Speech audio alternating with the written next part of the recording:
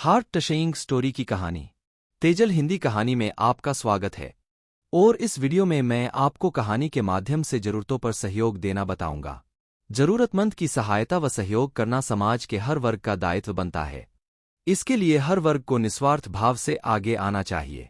ठंड के मौसम में समाजसेवी व हर लोगों द्वारा जरूरतमंदों की सहायता करने के कार्य की जितनी प्रशंसा की जाए कम है। ढांढ संवाद सहयोगी सहायता करना सबसे बड़ी पूजा व सेवा है। जरूरतमंद की मदद तो सभी करते हैं और सभी नेकी भी होगी। किसी जरूरतमंद की मदद करना अच्छी बात है, लेकिन इस कहानी में जिस तरीके से मदद की है वो तरीका बहुत ही अच्छा है और दिल को छू ले ऐसा है। ये कौन सा तरीका है, ये जानने के लिए आपको पढ़नी होगी ये कहानी। एक लड़का पैदल किसी रास्ते से जा रहा था। उस लड़के ने देखा कि सामने वाले बिजली के खंभे पर कागज की पर्ची चिपकी पड़ी है और उस पर्ची में कुछ लिखा हुआ है। वो लड़का थोड़ा नजदीक जाकर पर्ची में क्या लिखा है वो देखने लगा।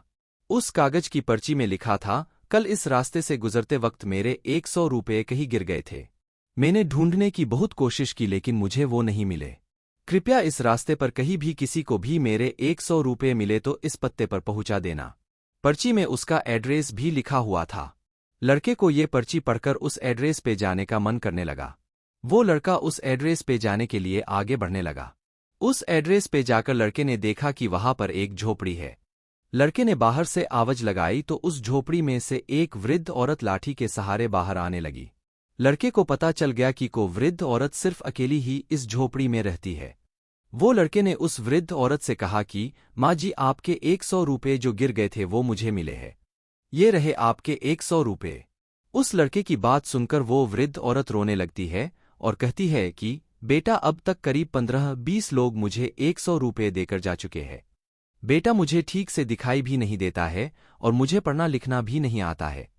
पता नहीं किसने मेरी ऐसी हालत देखकर मेरी मदद करने के लिए ऐसा किया है। लड़के ने 100 रुपये रखने के लिए कहा पर वो वृद्ध औरत नहीं मानी। लड़के के बहुत आग्रह करने के बाद आखिर में वो वृद्ध औरत मान जाती है, लेकिन वो उस लड़के से कहती है कि तुम जाते वक्त वो पर्ची वहां से फाड़कर फेंक देना। मुझे पता नहीं कि किसने मेरे पे तरस खाकर ऐसा किया है। लड़के ने कहा, माँ जी, आप इस बात की फिक्र मत करना, मैं वो पर्ची फाड़ दूंगा। अब वो लड़का उस वृद्ध औरत के घर से निकल जाता है। थोड़ी देर चलने के बाद उस लड़के ने सोचा कि आखिर मुझसे पहले आए हुए उन 15-20 लोगों को भी इस माँ जी ने वो पर्ची फाड़ने को कहा होगा, लेकिन उनमें से किसी ने भी पर्ची को नहीं फाड़ा तो फिर मैं क्यों फाड़ दूं।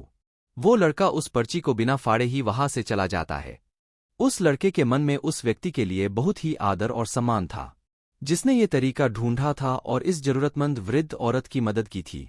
हमारे मन में सिर्फ किसी जरूरतमंद की मदद करने की इच्छा होनी चाहिए, क्योंकि मदद करने के तो बहुत सारे तरीके होते हैं। हम किसी भी तरह मदद कर सकते हैं।